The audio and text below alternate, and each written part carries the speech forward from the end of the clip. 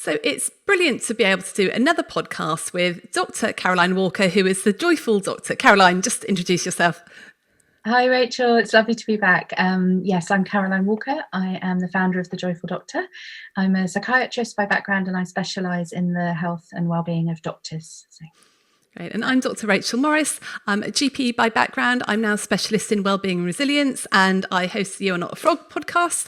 And I'm created the Shapes Toolkit training for professionals in high stress jobs all around resilience and productivity. So Caroline and I, throughout COVID, have been sort of combining podcasts to do some joint stuff to support doctors and any professional who's working in a high stress job through this time, whether you're on the front line or whether you're supporting people from home, virtual working from home. And just to say, it's right at the beginning of July, and so we are just on the brink of starting to come out of lockdown a little bit. So people are doing a lot more. Certainly the roads are a lot busier. I noticed this morning when I took my car for its MOT.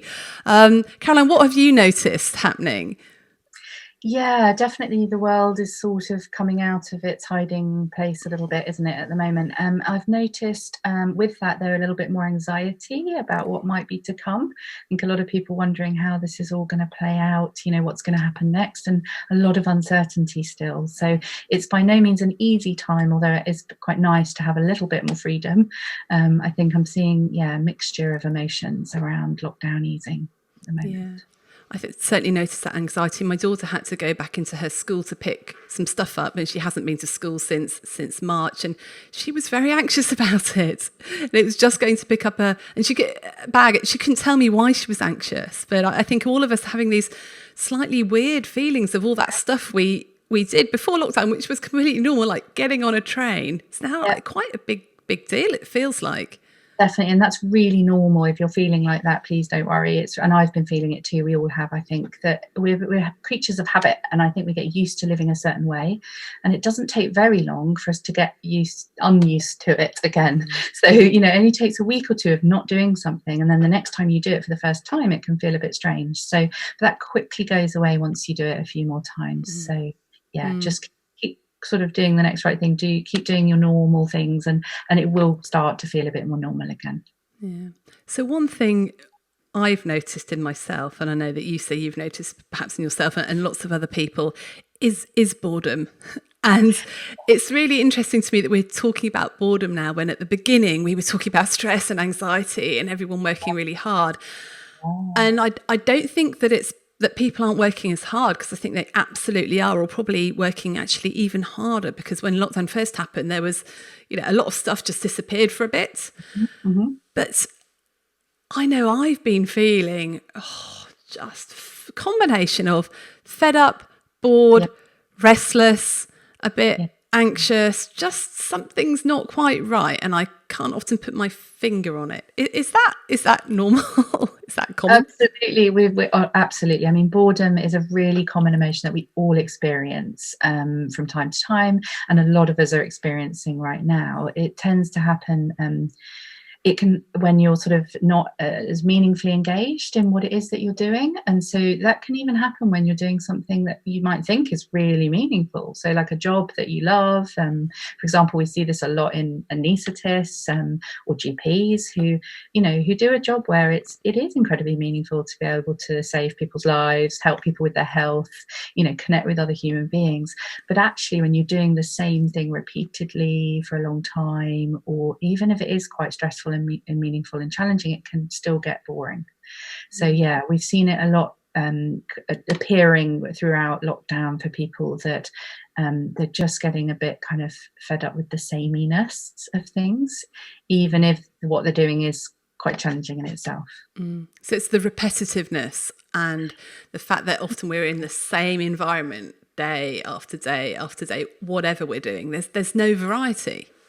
Yeah, I mean, and we need challenge, and we need variety as human beings. I mean, we are creatures of habit, as I mentioned before, so we do like a bit of sameness, but actually too much sameness can get too much. So so a simple thing could be, you just the way you drive to work, or your daily routines, just changing one little thing, drinking your cup of tea from a different hand one day or something like that can just really like, oh, okay, yeah, it can feel very strange, but it just sort of makes you think of it differently and engage with what you're doing in a bit of a different way. So I think it's about two things. I think it's about meaning, like, are we actually interested in what we're doing? Are we attached to the meaning of what we're doing in that moment?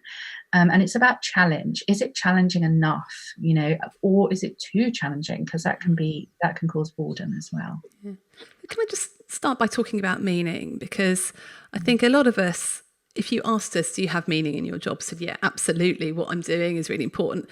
But I think in lockdown, it's quite hard to connect with that meaning, particularly when we're seeing people virtually all the time. Because for me, it's all about interacting with people and being able to see results and see changes in their life and stuff. And that's just a bit more difficult to do online. And I know that I've been talking to lots of GPs who they're having to see all their patients online. And even though they're giving this the same service, the meaning has gone out the job. I guess it's just a little bit more distant.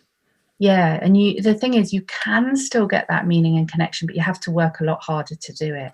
So I know as a therapist and a psychiatrist, when I'm working with patients one-to-one virtually, I have to really work to listen, to notice those moments when perhaps they're about to get, a bit more tearful, or perhaps something's just hit a chord a bit more. I have to work much harder to sort of pick up on those cues that normally face-to-face would just come very naturally and we'd just pick up on without even thinking about it.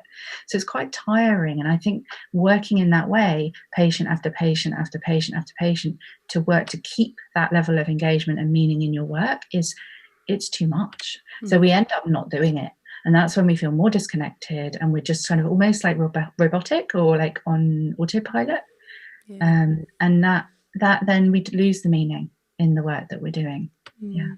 I guess it's something about feedback as well. You're not getting feedback. I mean, for me, working virtually with the podcast, it's quite rare to get, I get some really lovely emails about what's sending out, but it's not that immediate feedback that you get when you're doing a face-to-face course and people are coming up to you go, oh, that bit was helpful and can I ask about this? And it's just it's that much more those distant. Little moments, isn't it? I've noticed for me as a therapist, so I often make people cry. Well, I don't make people cry, but I allow a safe space and they cry. And I really like to give people tissues or go over and just pop my hand on their hand or something like that. And I can't do that online. So I've created this new little habit of just saying, I'd really love to give you a tissue. And I kind of offer them one through the screen. And we have this shared moment of like, okay, you can see and feel my emotion here, and that can be a positive emotion or a negative one, but it's a shared human experience. And I think that's what's really important to us human beings. And one of the keys to beating boredom or avoiding it is to stay connected with other people, and that is harder to do, I think, online. So. Yeah, and I went out for a walk last night with a friend, and that was just lovely. I felt much better after I'd come home. We sat in her garden, had a cup of tea, and we could have had a Zoom call. We could have chatted on the phone. It was so nice seeing face to face. It added another dimension. And a lot of us are looking forward to those first hugs when we're allowed to. Yeah. So connecting with meaning, really important. But also a lot of us are just sort of sitting here thinking, oh, is this it? Is this now what I'm doing for the next 12 months? And you talked about challenge. Why is it that human beings need challenge? Well, the short answer is without it we get bored. and we kind of just shrink and shrivel. Like, we become socially withdrawn. Our brains don't function as well. We just don't function as, in our day-to-day life as well. So I think we need a certain amount of stress or challenge just to kind of keep us engaged and keep us going and keep our brains and our bodies active.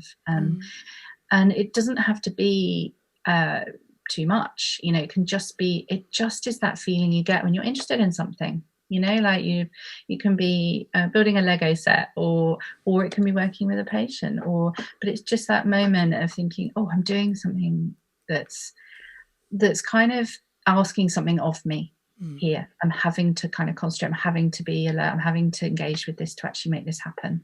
It's that feeling.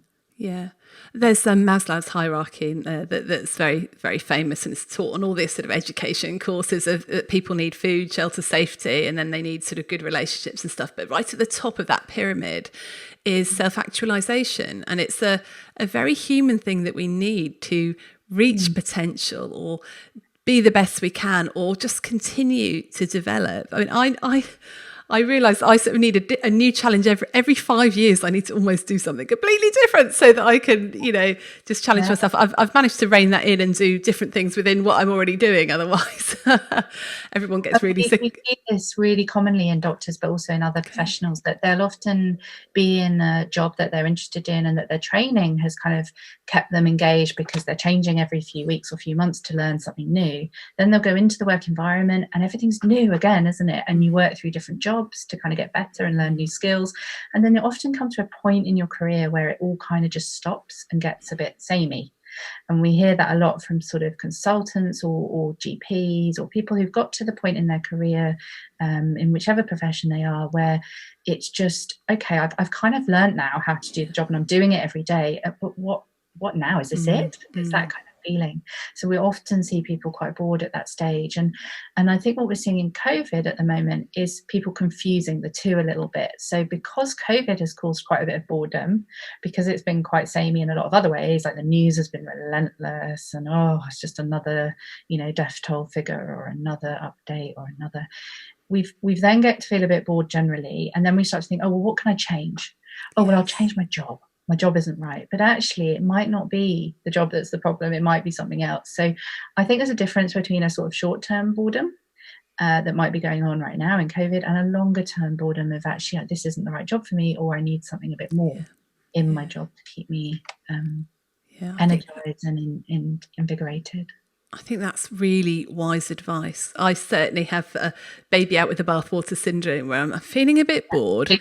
There's something wrong. It's my entire life that's wrong. Let's just change everything. Actually, when you stop and examine it, it's none of that. It's just things have been a bit samey. And, I found I've been doing a new course during COVID, which I've really enjoyed actually. And it's just been brilliant because it's stimulated my brain. It's to do with my business and it's really sort of helped me sort of think about my strategy. I've absolutely loved it. And that has stopped me from really sinking into the sort of depths of, is anything I'm doing making a difference? And when are we going to get out of this?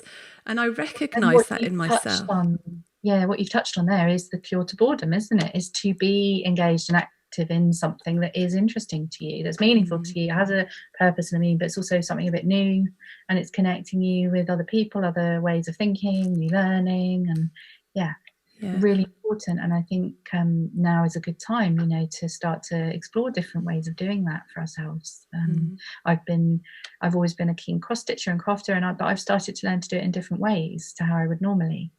And like you with my business, I've been learning new things, new skills, developing new pathways and things. And I've been really enjoying an app recently called Blinkist, which is one of these book summary apps where you get a book summarized in 15 minutes. It's great. It's like, all those books I've always wanted to read but didn't have the time for, suddenly I can read them in 15 minutes. So just something kind of connecting to because if we don't do that, what we tend to do is reach for unhealthy mechanisms. I'm sure we've all done it, right? We've all been bored and we've reached for that bit of that snacking food or an extra drink of alcohol or, maybe even other things. Like maybe we've tried to generate a bit of excitement in our lives, not knowingly, unconsciously, but maybe we've picked a fight with our partner because we just want to have a bit of drama or a bit of something just to, bring back a bit of something into our lives. And that's the tendency when we're bored as humans, we'll tend to go for the unhealthy ways to cope with it, whereas actually if we can redirect and go towards meaning, connection and doing something we enjoy, then that's a much healthier way. So I have observed, this sort of learning on the job really helpful, and with a lot of sort of career coaching I've done with doctors, it's not about getting a brand new career. It's about maybe just doing a different course or taking on some responsibility within the department or a role within the practice, which challenges them and they can learn in. And that's all well and good, but I guess what I worry about for people is, and I can see this in myself, is that if you're feeling a bit bored because of the same environment or, the temptation is just to take on more and more stuff and get busier and busier. And I think that the cure to being bored is not to be busy. Yeah, absolutely. Yeah, it seems a bit perverse, doesn't it? You think actually about not having enough to do, but actually what you don't want to do is have too much to do. Absolutely. And doctors do that, right? Typically in high stress professionals, we tend to take on more and more and more stuff. And actually what I agree with you, I think less is more. And what I suggest to people is, if you're feeling bored, try to connect to the meaning in what you're already doing. So people who are bored by lockdown, try and remember why it is that you're staying home. But it's to help to save lives, right? It's to help to stop the spread of the virus. And if you can start to connect with that, then that feeling of boredom lifts slightly, because you are inherently, what you're doing already becomes meaningful again. So, maybe you're a bit bored by your job. Well, try and remember, what was it about your job that you used to love? Why is it you do this? This is a choice that you do this job. Why are you choosing to do it every day? Why are you doing this job and not another job? So just not adding in, as you say, new things necessarily straight away. You might want to take up a new hobby. That's fine. But again, not trying to do too much, adding in too much, but just where's the meaning and connection in what you already have and what you're already doing. So sometimes it's about going deeper rather than going broader. Yeah. And I have heard the quote that the busy life is the empty life, which is interesting. And it's when you're really busy, you find that life becomes quite empty because all you're doing is working, and then you feel bored, weirdly, because it's like, actually this is just the work and the work and the work, and there's nothing else that's stimulating me or interesting me. Gosh, is this all that life is about? And I think that's what's important, to broaden it out to more than just work. Because we can be bored in many different areas, and often boredom in one area will lead us to focus on another area. So we might actually be bored in our home life, and so we end up working more. Or we're bored in our work life, so we kind of avoid that a bit and we kind of focus in on something else over in another area of our life. And so looking at the bigger picture, maybe doing something like a life wheel, where you look at all the different segments. If you Google life wheels, they'll come up, loads of them on the internet. You look at all the different parts of your life, like your work, your family, love, relationships, community, health, finances, and just look at how things are. And you might be surprised, actually, that there's an area of your life that you've not been attending to. And actually it's there that you need to look and think about. Maybe it's your relationship, maybe your home life, maybe health. But it's not all about work. And meaning and connection important is in all areas. And listeners, do Google the Wheel of Life. It's really, actually, I did that with my community the other day, and it was really helpful. I was looking at going, I did it every few months. There's that I need to really focus on, which I haven't been focusing on. I think often the temptation is, as well, with boredom, is to, my daughter said to me the other day, Mum, I've got nothing to look forward to. And some of us really do have to have something to look forward to. How do we get a little bit more content with the present? Well, it's interesting, because I'm hearing this a lot from doctors at the moment and the other professions I'm working with, that particularly around the summer holidays coming up, people really struggling with their plans maybe being cancelled or put on hold, or the uncertainty of, are we going to go away, are we not, what are we going to do, and not having those things that they would normally have to look forward to at this time of year. And it's really important. We're very time-based creatures, so we do think about things from the past, and we do think about things coming up in the future. And your question is really pertinent. I think, how do we actually stay a bit more present and happy in the present moment? And I think there's lots of ways we can do that, actually. I think there's lots of great techniques you can learn about, things like mindfulness or meditation, things like that can help you to be a bit more present focused. But I also think there's something about acknowledging that it's okay to want to look forward to something. And actually, if there's something coming up, like say you've not got your holiday sorted, maybe it's about actually sorting out something so that you can, something, take a bit of the uncertainty out. So maybe you book that week of leave, even if you don't know where you're going to go. Or maybe you decide, okay, well, this is plan A, but if plan A can't happen, then we've got a plan B. This is plan B. Because then you can look forward to it again. So I think it's not always about shutting off, looking towards the future. I think that is important. It is a nice thing that we do as humans, and we need to do, to have something to look forward to. But if that thing that you're not, either you don't have it to look forward to, or there's uncertainty around it or something, maybe start to think of, how can I make that a little bit more certain? in the circumstances, because then it kind of sorts that out and it sits there, and then you can be more present. It's like, okay, well, what's going on today? Looking forward to that holiday, but what's going on today? Does that make sense? Yeah, that absolutely makes sense. So it's that balance, isn't it? Yes, be happy in the present, but it is okay to want to look forward to things. That's a really normal part of being a human being, I think. It is hard when it's uncertain, though. It's really hard. It is really hard, because the things we would normally be looking forward to and planning for, and we just don't know. And I think it's one of those that thing about uncertainty is the lack of control. So I guess control is another thing that probably plays into boredom. And I always talk about the zone of power, that imagine, you've got this blank slate that's everything in your life, and then you've got this round circle, and the things that are in your life that are under your control are in that circle. And maybe with boredom, what we need to do is think, actually, what is in my control that I can change, that I can do?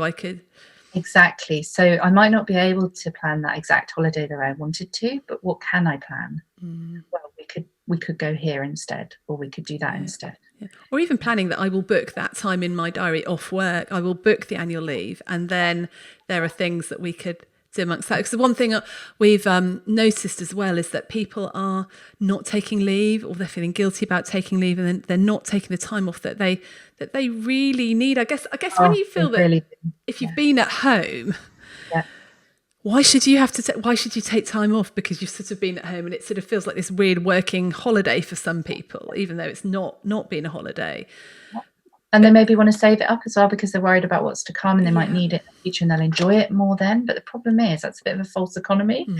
So we all need regular leave. I mean, I take 1 week off every 6 weeks because that for me just really helps me to manage my my work-life balance, my stress levels. I always know that there's that week coming up, or I've just had one. It's lovely. I never go more than 3 weeks before I'm closer to my next holiday again, which is such a nice feeling. That's a great strategy. I'm just going to write that down. Take 1 week off every 6 weeks. And I used to do it when I didn't have that much leave to take. I mean, I'm lucky enough to be in charge of my own calendar now. But when I had my annual leave set, what I used to do was deliberately put in the odd day here and there. That was just so I always knew when the next one was, because we need that. We need that. That things aren't just going to be the same. And this, I think, goes back to this idea of boredom being about the sameness. It's like if you look ahead to the next 3 or 6 or 12 months and it all looks like it's going to be the same, which it kind of feels a bit like it will be at the moment, right? With COVID and things, we just don't know, but things are going to carry on for a while. We find that really difficult. So having those things just booked in, little things, even if it's just 1 day or half a day where it's like, that's going to be my special time to do this or that, it just eases that sense of it's going to be the same every single day. Yeah. So changing things up, making sure things aren't the same. In fact, I ordered a new cookbook at the weekend because I thought, actually, I'm bored of what I'm cooking. Bored of that. So, even beginning.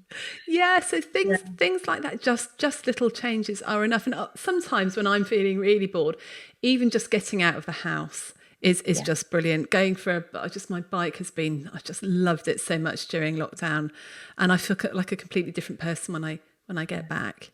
I think this concept, I was listening to a really good podcast, Rangan Chatterjee's brilliant podcast. He's a GP, I think it's called Live Well, Feel Better or something. He had a guy called, I think, Alex Pang, who's written a book about rest, and they talked about deep play, and deep play being this incredibly important way that we switch off, but then we process everything. So, this concept of taking time off being so important. And I think when we get really bored, it's probably because our brains have just been going too long and we've got stuck in this rut. And a lot of us think, I don't want to learn anything new because I'm too knackered to do that. But actually then taking some time to rest, to do a hobby that's good for you, or some exercise, or play tennis, or get out in the garden or something, will allow your brain to start to process.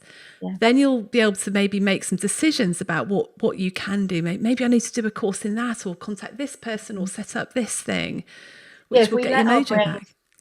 Just naturally they will bring us out of boredom naturally if we give them space. And boredom isn't a bad thing. It's a really normal, common emotion, and actually sometimes just allowing it a little bit. Just doing nothing is okay. I have nothing days where I have nothing at all and no idea what I'm going to do.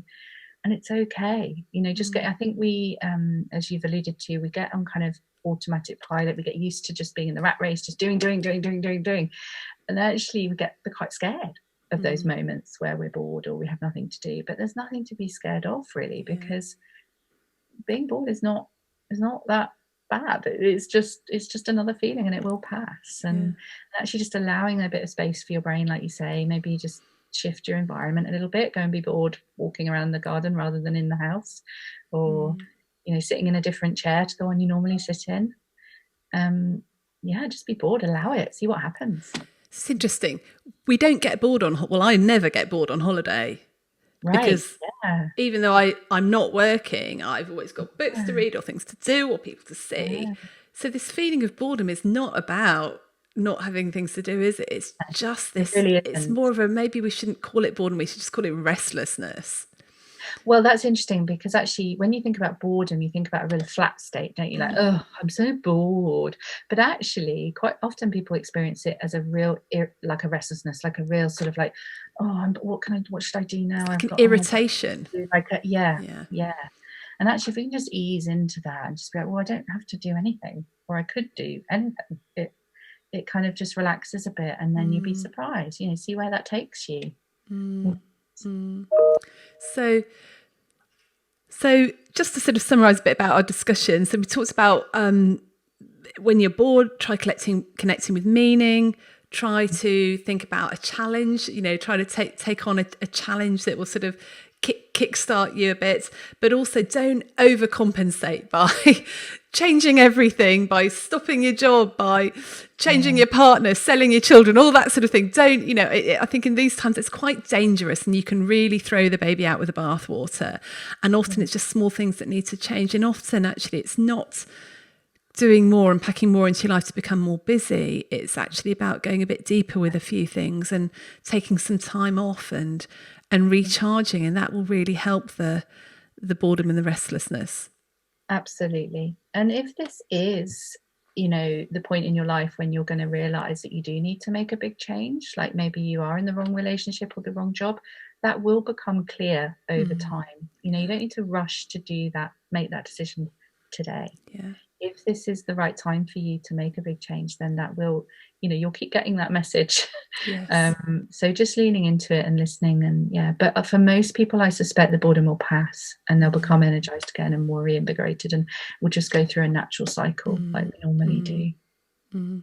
I think that's really good advice, because I know that when I've just felt this real boredom and like I need to change things, everything else then got better, but the same thing has still been bothering me about and I think actually no, it is that needs to be changed. We're a bit like magpies. We get kind of distracted by the obvious shiny thing, right? And then we miss the fact that there's this big thing over here that we're not looking at. And if we just hold back and we don't go for the shiny thing straight away, we'll be able to see, do I really want that shiny thing? Is it really shiny, or is it just a glint of, something in the sun that is nothing?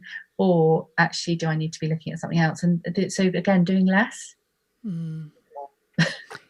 Because when we are bored and restless and anxious, it's really difficult to decide what it is. And we don't have to decide. I think our brains want to, right? Our brains want to be like, why am I bored? What's going on? What do I need to do? And actually, we don't need to know. It's okay. All right, well, I'm bored. It will pass. It always does, right? No feeling ever lasts forever. I think also sense check it with friends, because I am dreadful for this, and so I often said to, I've got a couple of really close friends, and I'll be going, oh, I'm feeling like this, and they'll be going, Rachel, this happens to pretty every 6 months. Feel like this. You just changed that. So what is it really? And they'll sit me down and we'll talk through what what is it, even just identifying the issue is really important. I guess I would encourage people to talk to friends, get some coaching, talk to do the wheel of life. You often ask me my top 2 tips, but my top 2 tips are the connect to the meaning and connect to others. Because absolutely, boredom is always nicer with someone else, and often it helps us to bring us out of that boredom as well. And I guess my top 2 tips would be don't make massive changes whilst you're bored. Actually figure out what it is that's the problem. And then often what you need to do is just, like you said, take up, do a course or learn something new. Give yourself just hold your cup of tea with a different hand. Just even something simple like that. Yeah. Learn to make sourdough bread or something that's just something new and different. And often that's enough. That's enough to combat. And then you can make your decisions with a clear head and go, actually, that it was that job, it was that bit of the job that I need to stop. Term boredom, then maybe there is another path to take for you. But yeah. And I guess that's drilling down to what is it that you need. What do I need now? Is that question we've been talking about the whole way through COVID. Is the one question is, what do I need? Yeah. Brilliant. So any other tips you want to give people, or is that your two main tips? Connect to meaning, connect to others. Anything else? No, connect to meaning, connect to others. Yeah, brilliant. Okay, Caroline, thank you so much. That's been really helpful. And as ever, if you want to contact us, all the links are in the show notes, bottom of the show notes.